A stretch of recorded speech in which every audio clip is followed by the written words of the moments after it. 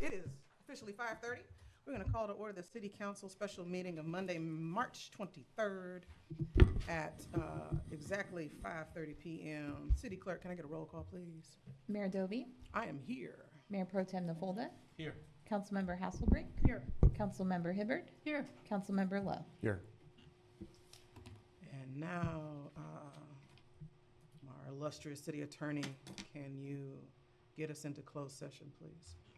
My pleasure. Thank you, Mayor. The City Council will now adjourn into closed session to discuss items 3A through E as listed on this evening's agenda.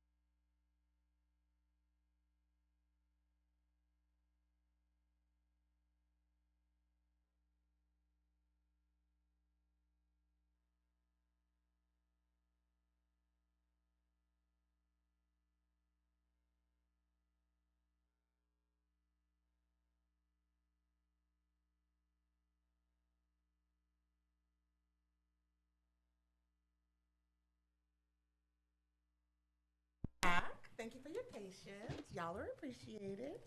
So we are going to reconvene into regular session. My city attorney, can you give us a report? Yes, thank you, Mayor. The City Council has returned from closed session with no reportable action taken. Thank you. Now we will go right back, we'll jump right back on track. And we're gonna go with our Pledge of Allegiance, which will be the Honorable Councilmember Hasselbrink, followed by the invocation by Honorable Councilmember Hibbert. Please join me as we honor our country by saying the Pledge of Allegiance. Ready, begin. I pledge allegiance to the flag of the United States of America and to the republic for which it stands, one nation, under God, indivisible, with liberty and justice for all. Father God, we come before you tonight and we ask for your blessing on this meeting. We're so grateful to live in a community like Los Alamitos, Lord God. We're grateful for our residents. We're grateful for our staff. We're grateful for the council members that serve this city, for the police department that keep us safe. Lord, I pray that you give us wisdom over the discussion as we discuss the city's business tonight. We pray this in the name of Jesus. Amen. Amen.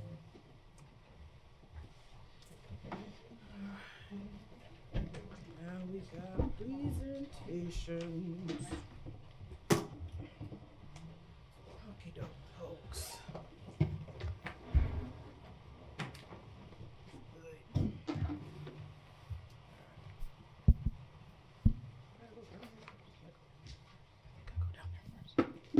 All right.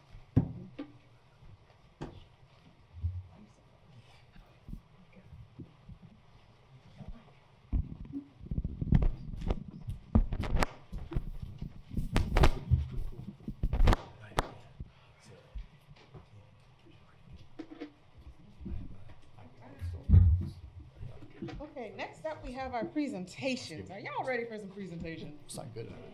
Is this thing on? I know that y'all can hear me, but they are recording, and if the recording doesn't hear me, then I'm just up here throwing up hieroglyphics, so just making sure. All right, we are going to start by recognizing Evo Studios for being featured as the February 2026 Mayor's Business Spotlight. So I would like to invite Mr. Rodney and Mr. Dan to come on down.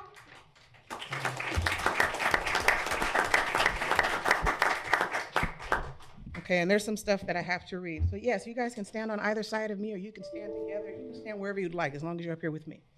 Now, our Mayor's Business Spotlight is a free business program. I didn't ask y'all for any money when I came, right? Okay. It's a free business program designed to create awareness about the variety of local businesses located here in the spectacular city of Los Alamitos. The Spotlight program is a great way for the city to say thank you and to showcase some amazing businesses. So for February, we looked at Evo Studios, and they are right in the heart of Los Al over on Portal, right? They're off of Portal. Y'all, they do TRD stuff. They actually race. They do race vehicles. Like, it doesn't get more outstanding than that. So we're gonna do a little sneak preview, and then I'm gonna give y'all an opportunity to speak if you'd like. You can each say something since you both came out. Then we'll have a certificate, we'll take a picture, and then I have to stay up here. So we're gonna see that over here.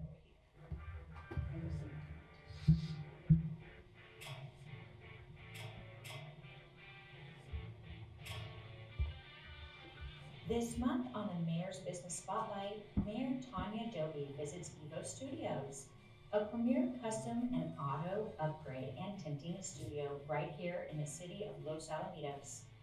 Known for their precision craftsmanship and unmatched attention to detail, Evo Studios specializes in wheel powder coating, paint protection film, paint correction, paintless dent repair, and much more.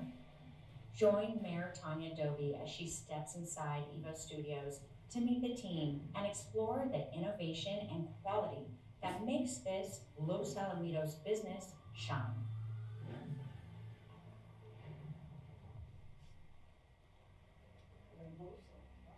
So fancy. All right, so that was a little sneak preview. Y'all know that we'll send it to you. You can push it out on your social media. We push it on our social media. So who would like to speak first? That's a fact. You're right. Come on down. Okay, my name is Dan, and thank you for this honor. Our shop is on Porter Drive, 10869, Porter Drive, Los Alamitos. Actually. Business hours are Monday through Saturday, 9 to 6, and you can visit us on evostudios.net. Yeah, pretty much it. If you got some stuff to say, I think you'd be a Yeah, cute.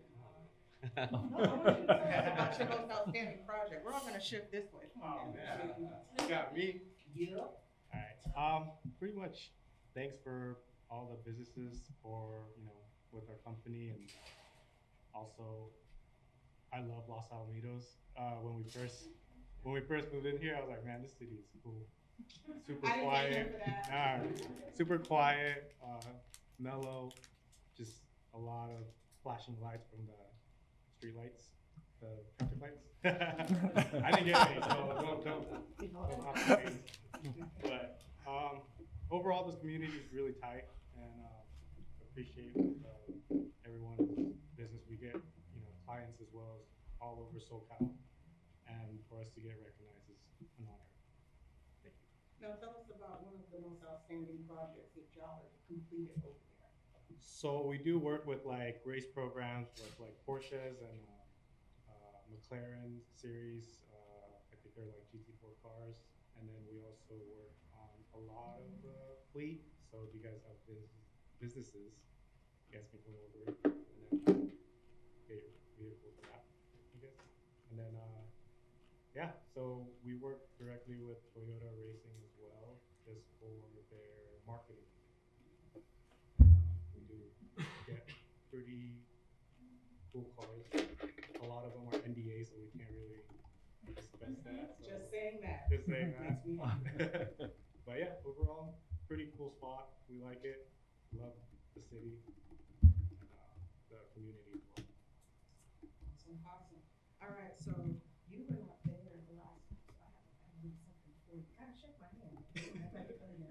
So thank you for bringing your business to my small town in the city of Los Alamitos. You are appreciated. I hope you feel it.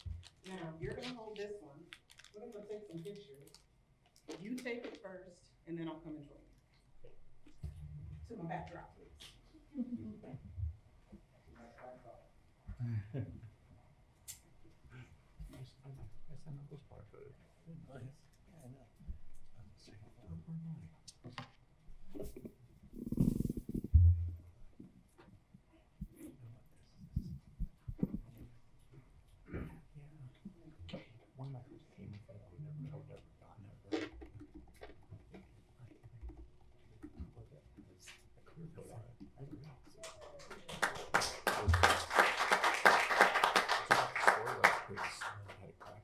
All right. Oh, Lord. I feel like I have to follow this mic. What is it doing? All right, whatever. Next up, we've got Max Muscle being featured as the March 2026 Mayor's Business Spotlight. So I would like to invite Mr. Roy Sr. Come on down. Good to meet you, sir. So we're going to share a sneak peek with you, but I would like for everyone to know and understand that they have been here for 20 years offering not just supplements, but also the education that goes along with them when you're looking for, to get in shape or to get more energy or whatever the case may be. They do not just carry any supplements, they actually do research but if you come in and you want something specific, your son was telling me that they'll look into it and they'll order it for you. And I think that level of service is top flight Los Alamitos. So we're gonna share a sneak peek right over here. And I'm gonna give you an opportunity to share a few words.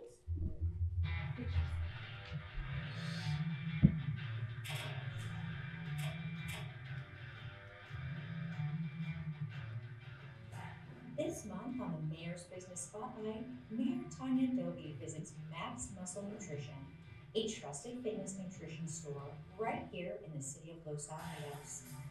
Known for high-quality supplements and science-packed formulas, Max Muscle helps customers reach their health and wellness goals with confidence. Join Mayor Tanya Doby as she steps inside to meet with owner Roy Savitar and discover what makes this Los Alamitos business shine. So I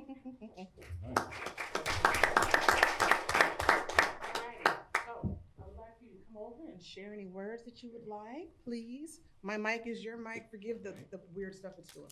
I'm honored to be recognized for 20 years of doing business here in Los Alamitos, and thank you for your support. Thank you, ma'am.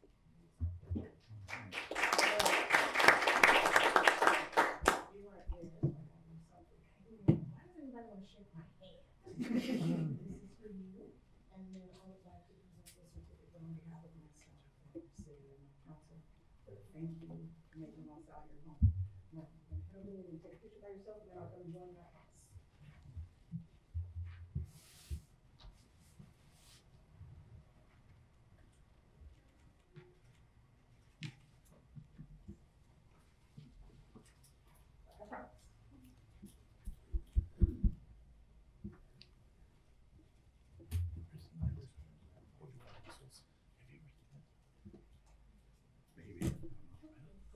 Now, anyone interested in having your business spotlighted,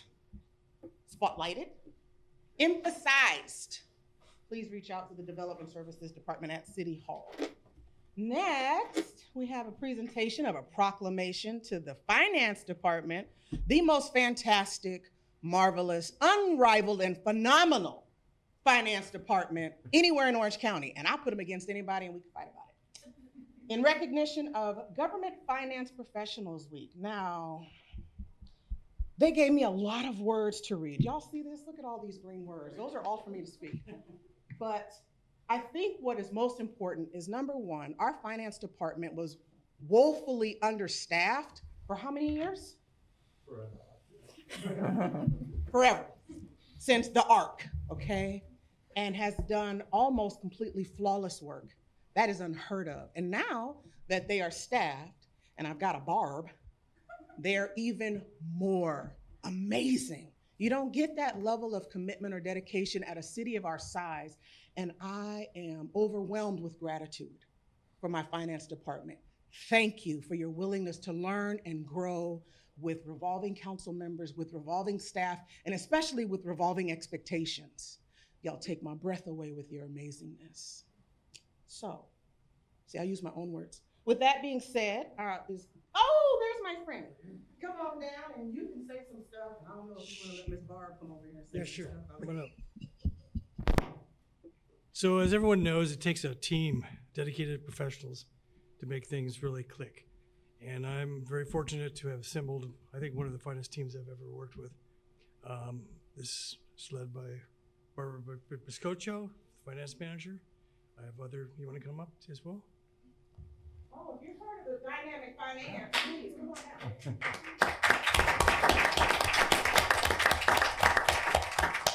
Sopanani Wang, also known as Danny. She's the accountant.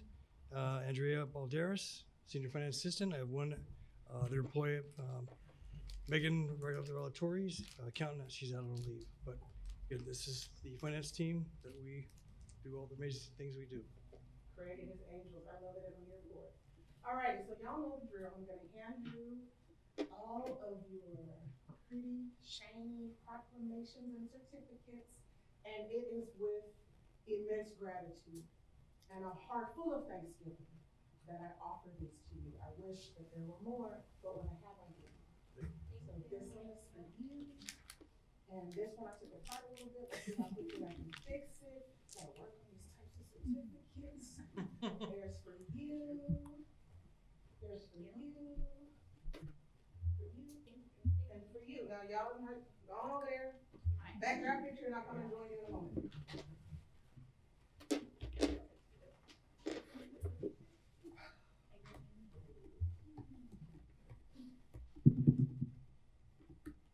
Yep, hold them all up. There you go.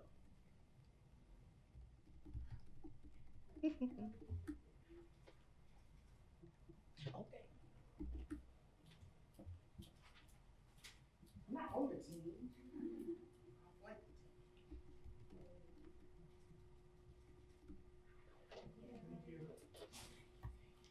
Oh, we didn't let Barb say anything. Sorry about it. Sorry. All right. Oh, it says I can take my seat. So I'll do that.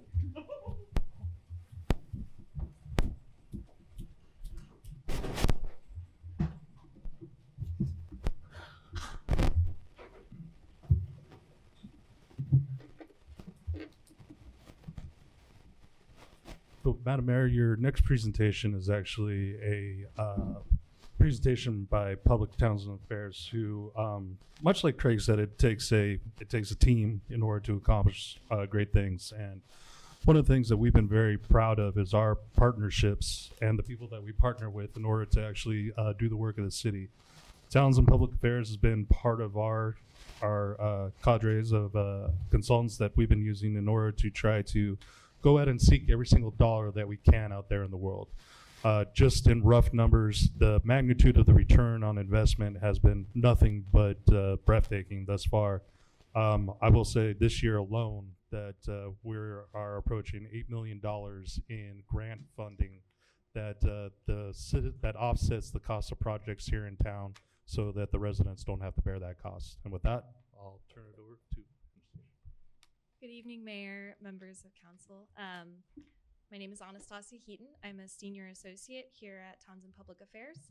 And for the last 2.5 years, approaching 2.5 years since November 2023, we've worked with the city on grant writing and then federal funding advocacy as well. So I'm just here to give a quick update on those efforts and where we're at currently. So these are the big numbers. In the last 2.5 years, we've been successful bringing in $2.2 million in grant funding to the city. And excitingly, we have another $1.5 million pending. With some of those programs, we should be hearing back in as soon as a month or two. So here's all the nice, friendly numbers. I won't go through all the item lines on this, but just to flag a couple. So we worked with the city on quite a few different transportation grants. And then we also have 2 pending federal community project funding, colloquially known as federal earmarks, on there as well. One was submitted just 2 weeks ago. And the other one, the FY 2026 funding for the Emergency Operations Center, that's in the final draft of the appropriations bill. It's just under the Homeland Security account, so that's tied up in Congress right now. The less glamorous numbers that I don't want to take too much time on is the not awarded category. Two of the programs here were sadly, we submitted and the program was just completely canceled because 2024 was when the state was facing its historic budget deficit. So really we only have two not awarded applications, which brings us to about a 50% success rate, which in the grants world is actually quite good. Usually about 20% is like a baseline average. I'll be brief, but this is mainly what we're looking for when we're working with the city on which projects are going to be best competitive for funding. Projects that have environmental done or are shovel ready, that are located in high need areas for one metric or another, that have a lot of community support, and then align with either state or federal funding priorities depending on where the grant is sourced from. And then this is just a quick overview of our grant strategy going into the rest of 2026. It's a very exciting year because we have the Proposition 4 climate bond dollars from the state coming through the pipeline finally. So there's going to be a lot of opportunity for parks with a historic state parks investment, recreation, urban greening, as well as the regular ongoing, transportation and public utilities grants as well. That's it from me. This is the rest of my team that's focusing on working with the city. If you have any questions, feel free to reach out to us. Yeah, thank you all for your time today. I want to just add a couple things here. Is again, thank you to Anastasia. She is the lead for us in terms of the Townsend grants, but we work very closely with the rest of her team, especially Sammy over there. So I want to thank them. I also want to point out that every department is part of the grant process, right? So from PD to Recreation, Community Services, Development Services, Admin, and of course Finance. When we do get the money, they have to funnel the money, and we have a lot of reporting to do. So again, I want to thank all the departments for partaking in the grant process. But we also have other people helping us with the grants. We have Wildan, and we do some of it internal as well. So that's why when City Manager Simmons says that so far right now we've been awarded approximately $8 million, it's some of the other grants that our other partners have done as well. But again, what I want to end with is the stressing of shelf-ready projects, all right? Unfortunately, like Anastasia will tell you, when the grant opens up, we have a really small window to get the grant in, and it's weeks, like 4 weeks, 2 weeks, sometimes 6 weeks, but it's not like months. And sometimes to get a project shelf ready, it takes months and months and months of assessment and all that, and design and everything like that. And so, again, I want to stress to City Council that having shelf-ready project is very important as we, again, go through the whole grant process. All right. So again, Anastasia's here, I'm here, and every department's here. If you have any questions regarding our grant process, thank you. Thank you. Thank you. You are appreciated. All right, so before we move on to oral communications, I just want to let my Evo friends know you are more than welcome to stay for the duration of my meeting, but you do not have to, and it is not expected. So you can leave whenever you get ready. You're welcome. No.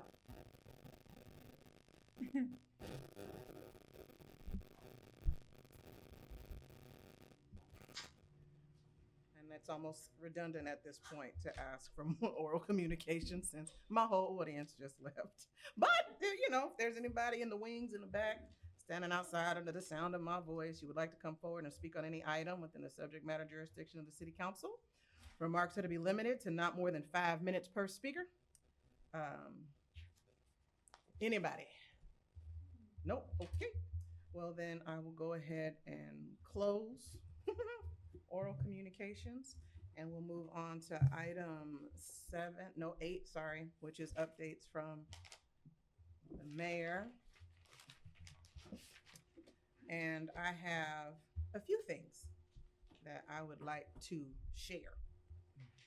So the first one is I'm looking for a way that we can collaborate across social media. I do not have a way for this to happen. I just have a thought in my mind because I have seen other on social media, just people that have no tethering to our city at all, and they're pushing out great information about our businesses or about our services.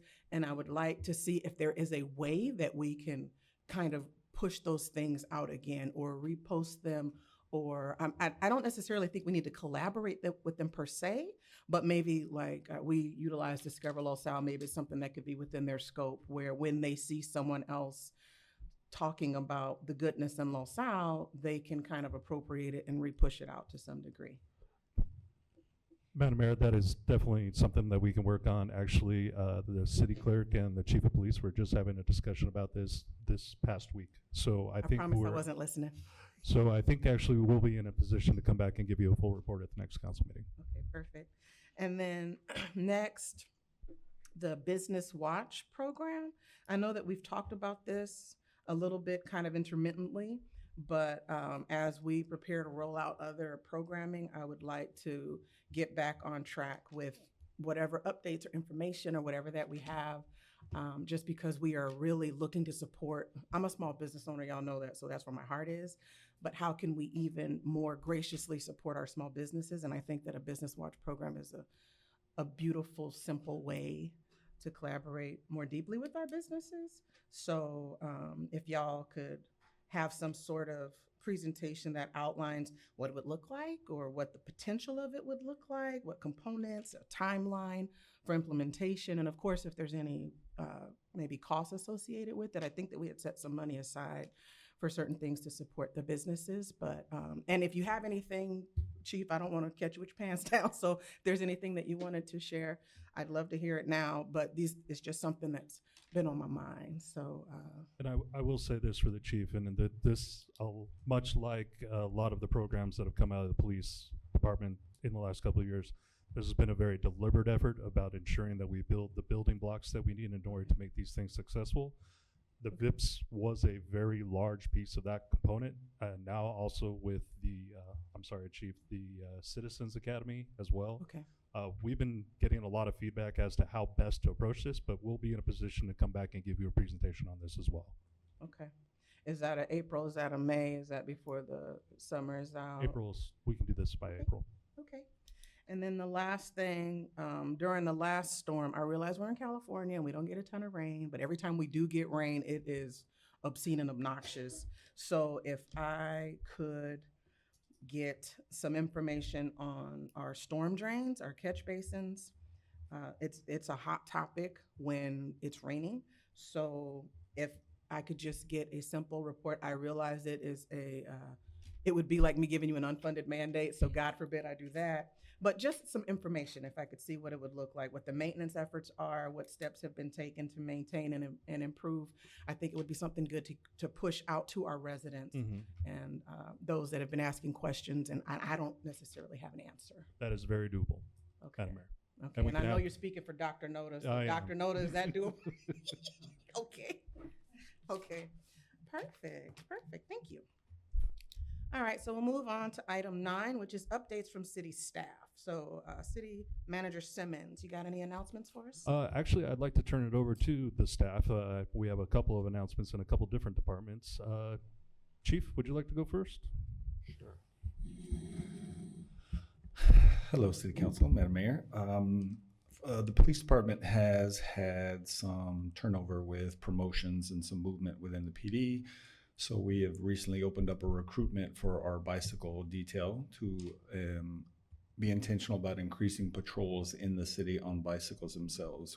We know that we've had discussions about other vehicles such as an e-bike or an electric motorcycle type of enforcement. But before we do that, we want to make sure that we firm up the city patrols on our bicycle team. So that recruitment is currently in the process, along with us finalizing a couple of promotions within the department. So we're trying to stack these in order, right? Getting our promotions all done, have the recruitment out for the bicycle team so that we can be systematic in how we roll them out, similar to what the mayor or the city manager was talking about with the business watch, right? Being very deliberate in the manner in which we roll them out so that we can support these programs once they're in place.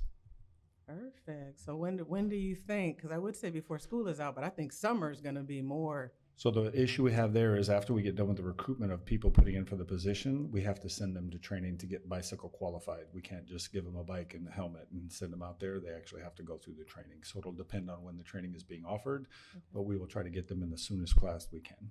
Okay, perfect. And when you know when that class is, would you mind coming back and Absolutely. sharing with us so that we have something to share with the parents that send their love muffins out there on those e-bikes? Absolutely. And I'm not going to look to my right. Thank you, Chief. Actually, I'd like to go to Director Noda about some updates within the community services and then in the rec department as well. Good evening, Mayor, Mayor Pro Tem, and members of the City Council.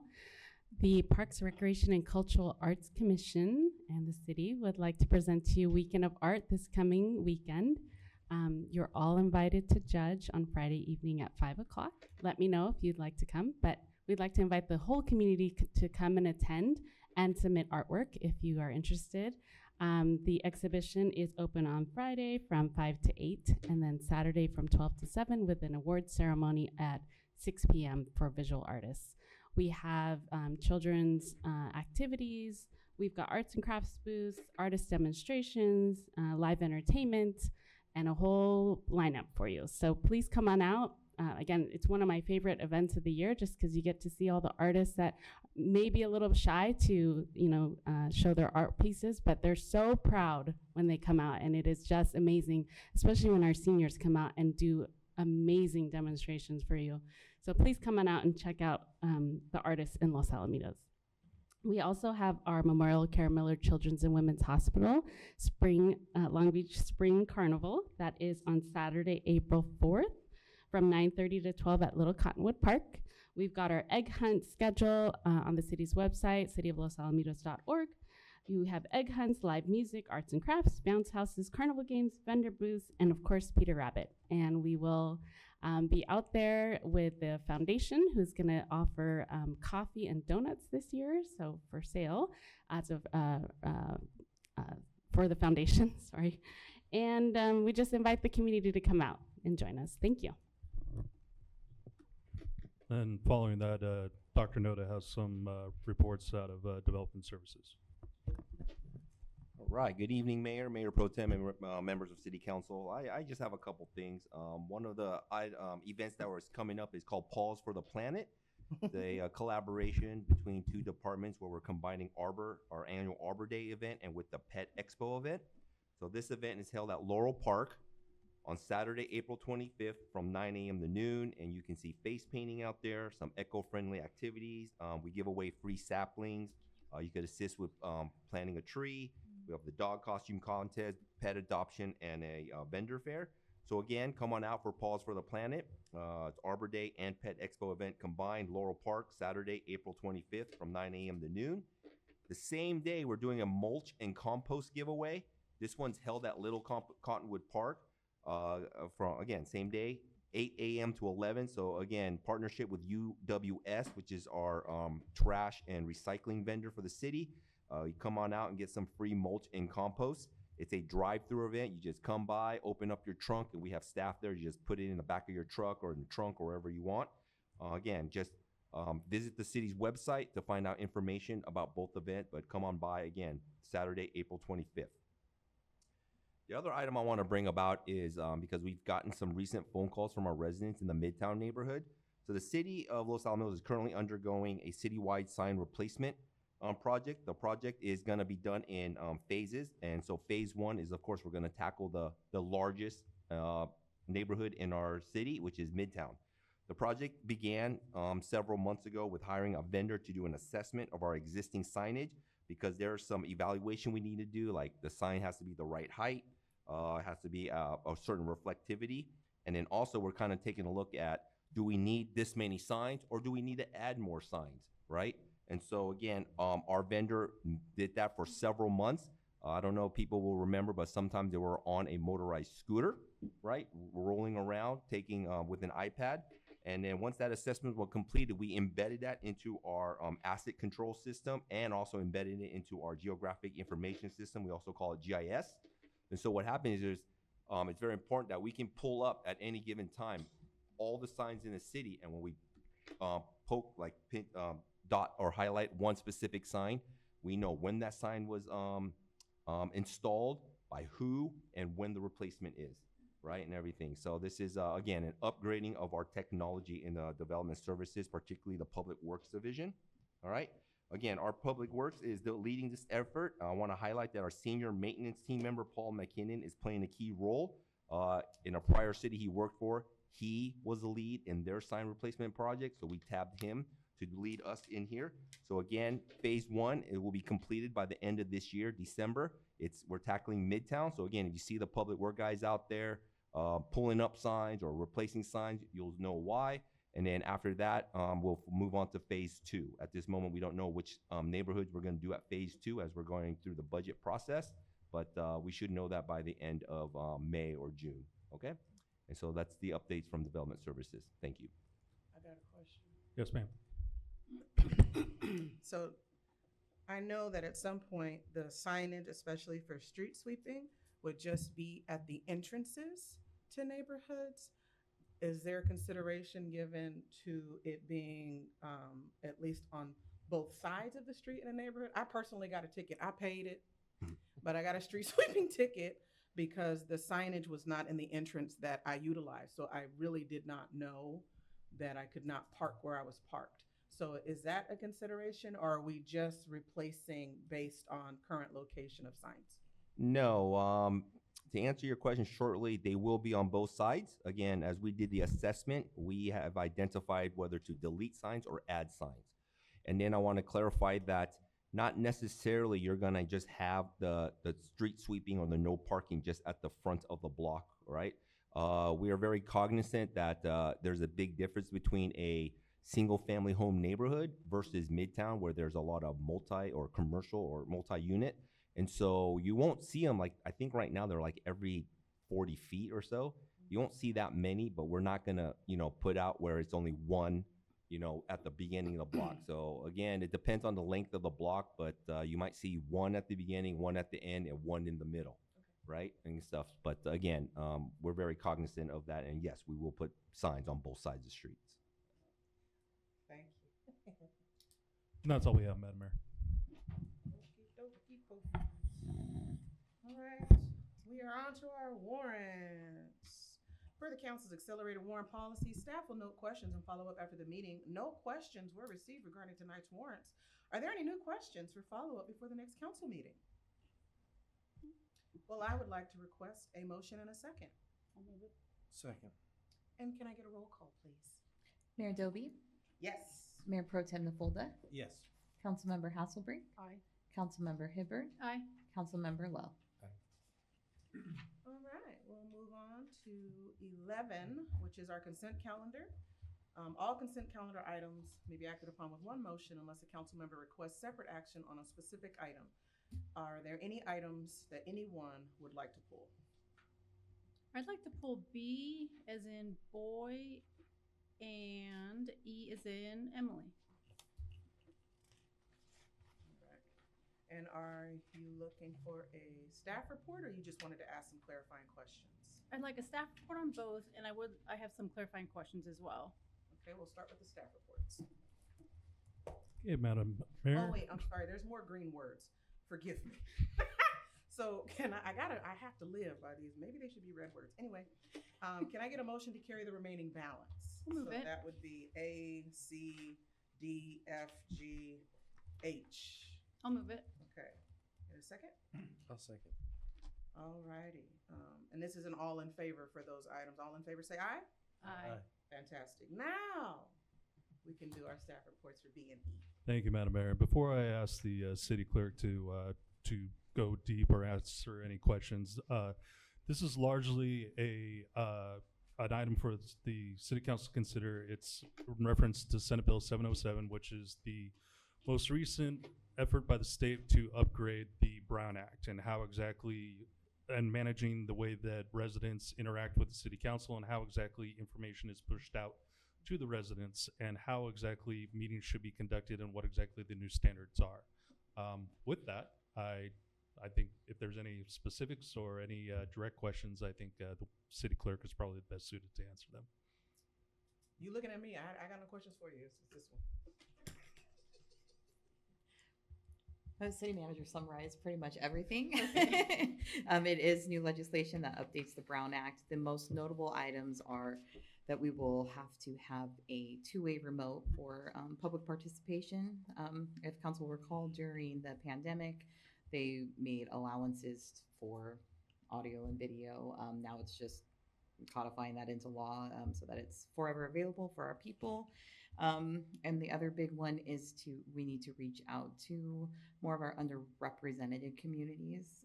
Those are the two main ones that affect the city of Los Alamitos. Okay. And what do they mean by underrepresented? It's not, so underrepresented, we don't have any in Los Alamitos currently, based off our last statistics, but it's generally people who do not speak English very well, in populations over 20%, which Los Alamitos does not have any currently. All right, appreciate it. Yeah. Thank you. You ready for E? Councilmember Hibbert, are you ready for E? Ready.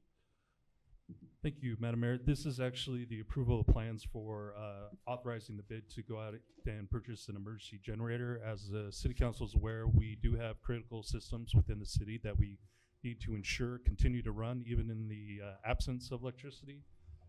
The method that we have put out in front of you today is to ensure that we're able to maintain those operations in time when the power goes down. And so this item tonight would allow us to actually go out and approve the plans and then actually go out and solicit bids for the purchase of that generator. How many, I have some questions. This is the one I have some questions on. How many outages have we had in the last 12 months? Ooh, I'm gonna, this is a guess, I'm sorry, I can get an exact number for you, but I wanna say that we've had at least 4, if not more. Okay. And again, some of these are scheduled, but there are certain times where we have, we have aging infrastructure in the city, and SCE does do a good job of trying to ensure that infrastructure is taken care of. But we have experienced times when it has gone down and it has affected operations within, the city's IT closet and such. Which again, those are vital pieces of information that have to be kept at a certain temperature, or all hell breaks loose. And is this for, how many Edison accounts do we have about? Citywide? Like meters? Citywide? No, like here, to my understanding, the backup generator is for this particular complex here, or is it only for the police department? The backup generator is only for the police department building and for the IT room. And for the IT room. And so Correct. in the last 12 months, we've had about approximately 4 outages. I think we had a little bit more than that. Yeah, probably like, well, the city manager's close. Probably like, I would say, what do you think, Chief? 6? So conservative, okay.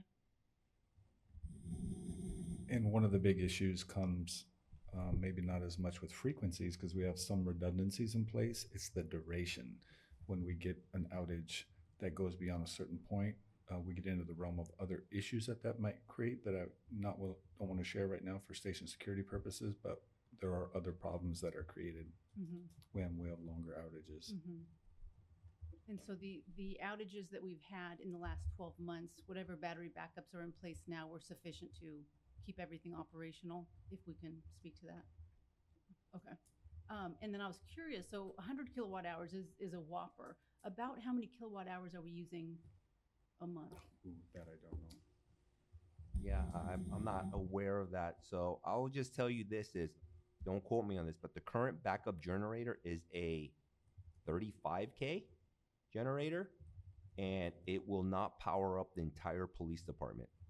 And so when the power goes out, there's only certain outlets and certain computer stations that are functional, right? And so after, again, it took us a long time. We hired electrical engineers, and it was difficult because, like the city manager said, we have aging infrastructure. They did a whole assessment. But basically, what we said to them was, we need the entire police department functioning, and we need the entire IT room functioning. And they came back and said, you need a 100K generator to power that up. Was that based on, what supporting evidence was that based on? I'm just trying to see if we're asking for a 100 kilowatt hour generator, is that 2 days, is that 4 days, is that a week? So catastrophic failure, how how long would that keep us up for? So the generator we're asking for is a fuel generator. So it will go as long as you put fuel in there. So if we are out for 2 hours, it will run. If we are out for 2 weeks, as long as you put fuel in the generator, it will continue to run. And when you say support the fuel, are we building. talking natural gas? So it's hard No, no. Once you get over a certain kilowatt, you do not want natural gas. It becomes, lack for a better term, a bomb, right? And so it is diesel fuel. And so we have measures in place that we have, which we do already. We have diesel fuel in our yard. And how many gallons would be needed for this 100 kilowatt generator? I do not know the answer. The best reference I can tell you is when we did a rehab project in PD, and we had to move people out to trailers, and we had a 45K generator supporting the mobile command posts and other trailers out there that we had, because we had to move the entire PD out. We were filling out that 45K generator. Again, I think the load is much less. I think probably like once every 3 or 4 days. And I think this is a great idea, just looking for clarity on it. Since it's a diesel-powered backup generator, do we currently have the means to go and procure the diesel and then bring it on site? Or is that included in the proposal we're looking for? No, like I mentioned, we already have that process in place. We walked out to our yard right now. We have diesel tanks out there already. Appreciate it. Thank you.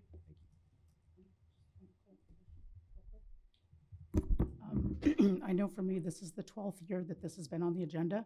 And one of the stumbling blocks has always been, we didn't want to buy an emergency generator until we knew where City Hall was going to be housed. There was lots of talk of being over on the base, breaking it up, all kinds of things. So just to humor me, let's get this off the agenda, please, so we can do it, because explaining to our residents why we are down because we didn't want to put money towards a generator that would keep our IT and police going. So again, I don't want to fight that fight. Yeah, council member, I am very aware it's been on the agenda for a long time, and we are almost to the finish line. I do want to point out, you bring a good point, is our current generator is an in-ground, so it's in the ground. We are not putting an in-ground generator in. It's a mobile generator in case we do move in the future. We could take the generator with us. And then secondly, it's multi-purpose. As you are aware, we have a lot of events. And so at those events that Recreation Community Services does, we can utilize those generators instead of renting them out. Can we strike his comment in case we move? Huh? We're just going to strike that comment in case we move. Okay, yeah. We're not going to move. Okay. Perfect. Thank you. And I found an answer to how many gallons, because AI is amazing. 7 to 9 gallons per hour when fully loaded on a 100 kilowatt diesel fuel generator. All right, so now that we have had these robust conversations, can I get some movement on items B and E? I'll move it. Second. All in favor? Aye. Aye. Glorious. Now we will move on to item 12, which is an ordinance, which is a staff report, which is city attorney. Yes, thank you, Mayor. Before you this evening is a refined and revised kratom ordinance that follows up on the discussion we had at our last regular meeting concerning the potential regulation of kratom products. As you may recall, kratom is a naturally occurring plant product. It's native to Southeast Asia, I believe. The leaves of the kratom plant have historically been used for certain medicinal uses. However, more recently, certain concentrated or synthesized kratom products have found their way to the market, and it's raised concerns about potential health risks or abuse and misuse. So at our last meeting, we brought forth a proposed ordinance that would have implemented a blanket prohibition on all kratom products without differentiating between the type of product being marketed and sold. But through public testimony and the council deliberation, we received direction to come back with an ordinance that mirrors the approach that has been taken by the County of Orange. So the ordinance before you this evening would not prohibit whole leaf or natural kratom products, But what it does do is prohibit the sale of any kratom product to someone who is less than 21 years of age.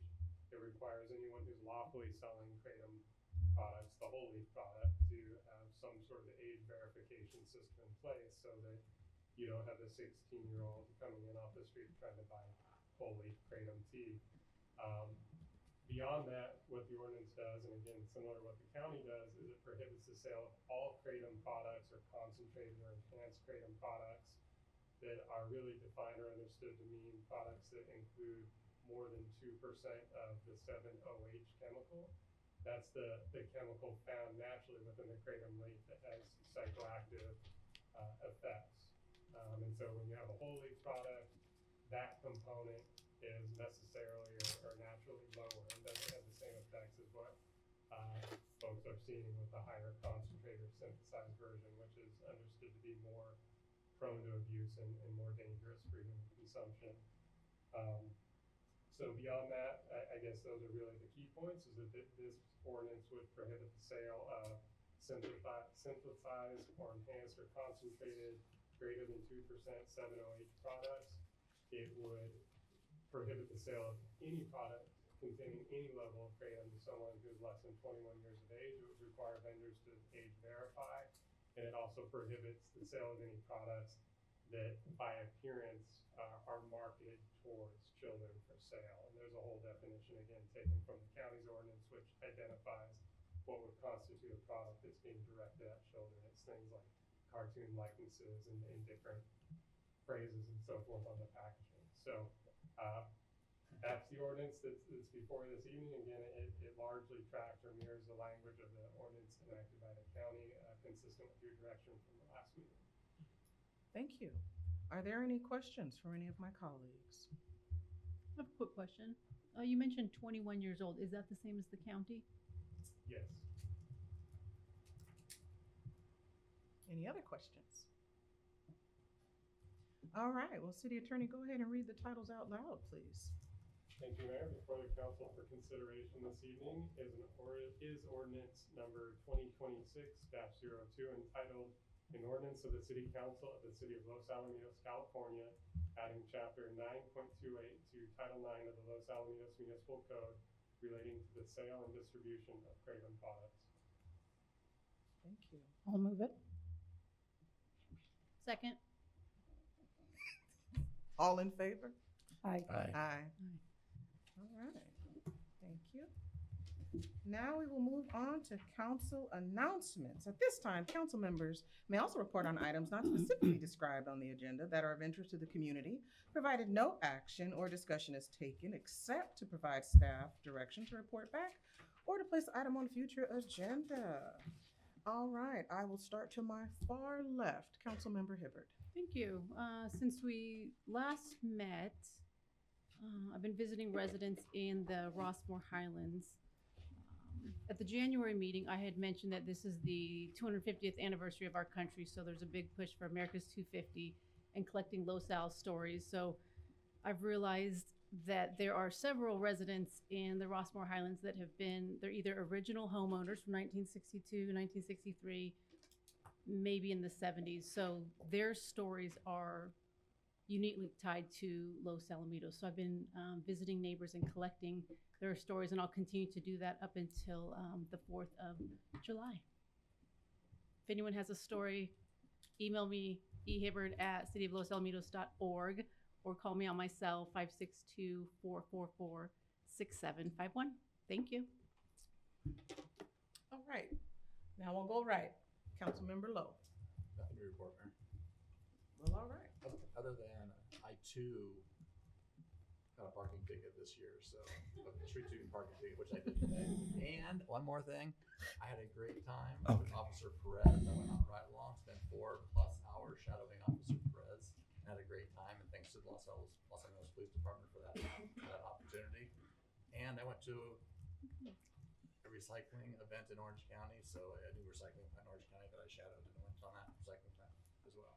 So, but yeah, the police department is great. I have yet to hear from Division Chief Covey about going on, shadowing. Don't you do that? Don't you do that? I'm just saying, but maybe one of these days, you know what I Make sure you ride Get through shotgun. Hasselbrink for that. Make sure you ride shotgun. You get to press the pedals. It's awesome. Okay, so for somebody who didn't have anything, you sure came up with quite a bit. Sorry. Oh, I appreciate you. All right, and then we'll go back to my left. Okay. Busy month. I attended my Cal Cities OC board meeting where we had a really good conversation with Gerald Johnson, who's the CEO of OCTA. We discussed the Measure M funding and how it's allocated. I know that's been a top priority for the mayor. He highly recommended that we start getting in front of the board now because they're looking at it. And the way they determine the funding is by population and sales tax revenue, which I kindly explained that neither one of them account for. We're the third busiest intersection in Orange County. So he said, please come and state your case. So I think we definitely need to do that. I don't know where and when. I'm going to let the mayor. Yeah. She's all over that. I know that. We had our Cal Cities Small Cities group. We are proposing 3 sessions for the league conference, focusing on small city finance, state mandates, and employment recruitment and retention. We're very excited about this. It's been a long time coming, and we now have it, so it's real good. I attended an OCFA special meeting, and we officially named TJ McGovern as the interim fire chief. While we start on the national recruitment, he came from Garden Grove. He was the fire chief over in Garden Grove, and when Garden Grove joined OCFA about 4 years ago, he came along with it, and has just been an amazing person to work with. His leadership is just second to none. We had our Los Alamitos Community Foundation, and we approved to support various city programs for a total of $50,000, and it's March. So we're pretty happy about that. We're continuing to give $10,000 to the Adaptive Recreation Program. We're giving $10,000 to Dr. Noda for trees. We pay for the $5,000 for the Senior Balance and Mobility class, which is the most highly attended, over 100 and a wait list. And then we're also going to be a Weekend of Art sponsorship for $15,000. So we're pretty excited. So the money's coming right back into the city as promised. And we've got a lot more things coming up, mainly with senior services and things, but making sure that all the departments get their needs met on their wish list. I attended my monthly OCFA Executive Committee meeting and board meeting, attended the LosAl Budget Standing Committee, attended the ALEC board meeting where we reviewed 2 developments. They informed us that it's going to get very, very busy because so many cities are doing general plan updates. And if you're in the notification area for ALEC, you need to run it by them. So we're going to be busy. I attended the LAIF night out over at the Steel Beach tennis courts and pickleball courts. It's always fun when Flash Pants is your entertainment. Enough words on that. Attended the Precious Life Gala at the Reef in Long Beach, which was great. They raised a lot of money. And then Saturday, was able to attend the Americana Awards honoring Deb Kent. That was another amazing, fun night. And for those of you who don't know Deb Kent, she kind of exemplifies what a Citizen of the Year is. She lives in Los Alamitos. She was a PE teacher at McAuliffe Middle School until she retired. She is president of the museum board. She's on the foundation board. She's been on the youth center board for 30 plus years. And it was just very nice to honor her because she is definitely one of those behind the scenes unsung heroes. And then also I would like, with the mayor's permission, I'd like to close in memory of Dave and Diana Appling. Dave passed away on March 2nd, and Diane passed away this last Friday, March 20th. They owned Appling Insurance Services in LosAl for 45 years. They were very instrumental in the LosAl Football Foundation, the Youth Center, LAIF, LosAl Museum, and LosAl Steel Beach Rotary. They were married for, and I had to confirm this, 67 years. So if you do the math, they were 14 and 15 when they got married. And Diana was the older of the 14 and 15. And services, they're gonna obviously do a joint service. It will be held at a later date, most likely over at the Navy Golf Course. I love this couple and their family.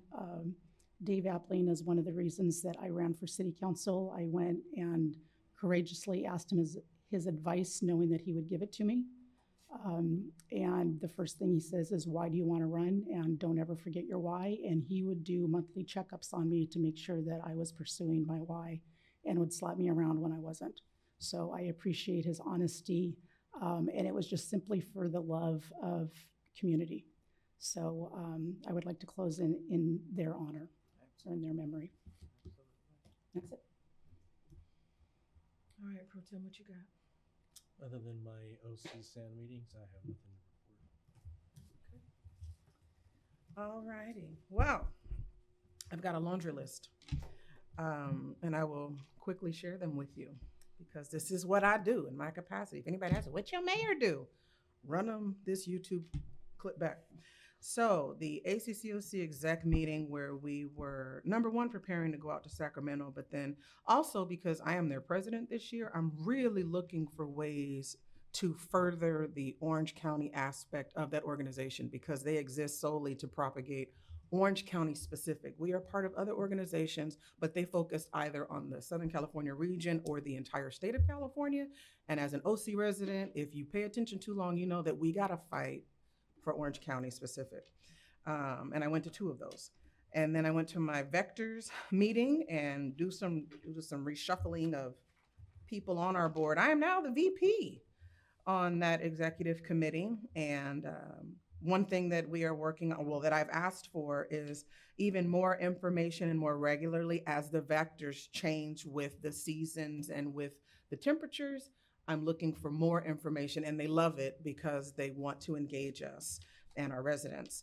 I attended a mayor's roundtable with Assemblyman Tree Taw, and we discussed some of the specific topics impacting our 70th district, and then also how to collaborate for services with our immediate neighbors. So we've got Cypress and La Palma's not too far, but then we've got Seal Beach, and I mean, Westminster's close, and if we can, then we will, type deal. Next was an OCOG board meeting. And one thing, they created a subcommittee for us to look at heli flyers for transportation. Not a fan, simply because it can only hold a person. They're trying to take me to the airport, but I can't take a bag. So it just doesn't make any sense to me. But I did advocate for the inclusion of our training base when they're discussing routes and ideas and whatever else that would go across the county because we're special. I also attended the race on the base with a few hundred inspiring runners, and it was a spectacular event. And I'm gonna give it back after this meeting because I don't think you get an award for showing up. And I didn't run because I don't run, like I did that in high school. But if you can see this is the attention to detail that our staff puts into any event. It matched the t-shirts, which I did get because all I had to do was climb up on the fire truck and blow a horn or whatever, but just the attention to detail that our staff gives for their activities is top flight and second to none. I also was at the Leaf Night Out enjoying Flash Pants. If you haven't seen them, I highly suggest it. We had our inaugural Mayor's Minute, and it is just a really cool way to kind of highlight even more of our amazing local businesses. If you missed it, go look it up. We did it for Pie Day. We had 3 different types of pies. We should have included pizza because pizza's a pie as well, but we'll hold that maybe for next year. Went to my SCAG policy meeting, and we are preparing for the 7th cycle of RENA. Now, I will have you know that I'm on regional council now, which means that I will be in the room advocating for us, specifically when they try to give us an inordinate and obnoxious number. I'll be there to tell them no. So, yay. Then I went on a trip to Sacramento with ACCOC, joined their delegation so that we could focus again on the issues and solutions specifically for Orange County. I'm not just a problem person. Like, we gotta have solutions as well, otherwise we're wasting time. I went to a Cal Cities division meeting because the speaker was Sheriff Don Barnes, and he gave us an update on how the law enforcement is purposing to keep our entire county safe, and he gave significant accolades to our local PD. So Chief, to you, and pass it on down the ranks that y'all are a pleasure and a joy to work with. I also went to the Department of Education State of the County with Dr. Stefan Bean, And they looked at, one of the things that really grabbed my attention was they're looking at education outside of the traditional four-year degree, which I think is pivotal. If we're sending everybody to college, they're gonna be really mad when they go and be like a plumber, or they go and be like a road improvement person, but we need that. So them emphasizing and kind of getting away from you have to go 4-year, I think is a good pivot. And then I actually was in Sacramento again, but this time with the SCAG delegation, and it's because one of the drums that they were really beating is for codifying the funding that we get for REAP. And the reason that, and these are all acronyms, and I'm not gonna delve too deeply, but basically SCAG helps give us our actual RENA numbers. Now, one thing that they've been able to do historically with the funding that they've received is provide significant assistance to small cities. I've got how many planners? 1. And then how many back up to him? Maybe another 1. Some cities have hundreds of people that can help them sort this stuff out. So what SCAG does is they make it available at our bite size level. So it's almost critical. So that's why I went. So I needed to advocate to these people that can help sign off, or that can just get the governor's ear because maybe he likes them better. I really don't know. I don't tell people exactly where I'm from right away. I make sure they like me first. And then it's like, this is critical across the board. It helps not just SCAG, but these small cities. And I think it was pretty well received. We'll see. And then lastly, I was able to attend the Americana, where we honored a super resident, Miss Debbie Kent. And you know why she's a super resident? Because she is a real Los Al cheerleader. Like, this award is for a Los Alamitos resident and someone that is, you know, Team Los Al all the time. Her sister knew about us. Her daughter was still talking about us. And that says something great to me, when you don't have to say how amazing your city is, but you can't help it. It bubbles up out of you. So it was so wonderful to see her being honored. And I look forward to who our next selection is. And I think that's it. And if it's not, I forgot, and that's okay too. So we are going to adjourn at 7:14 until, no, I'm just adjourning until 7:14. See, on mine, it's a gray. Oh, I'm sorry. In honor of, you want to repeat that? Yes, in memory of Dave and, oh my word. The Appling. Sorry, Dave and Diana Appling. Yeah, D.D. Appling. Okay, thank you for that. Thank you for that. Because their daughter was our winner last year, right? She was. Yeah, good eggs. Okay, now it's still 7:14. Thank you, Chief. See, teamwork makes the dream work. We are adjourned. Oh, here.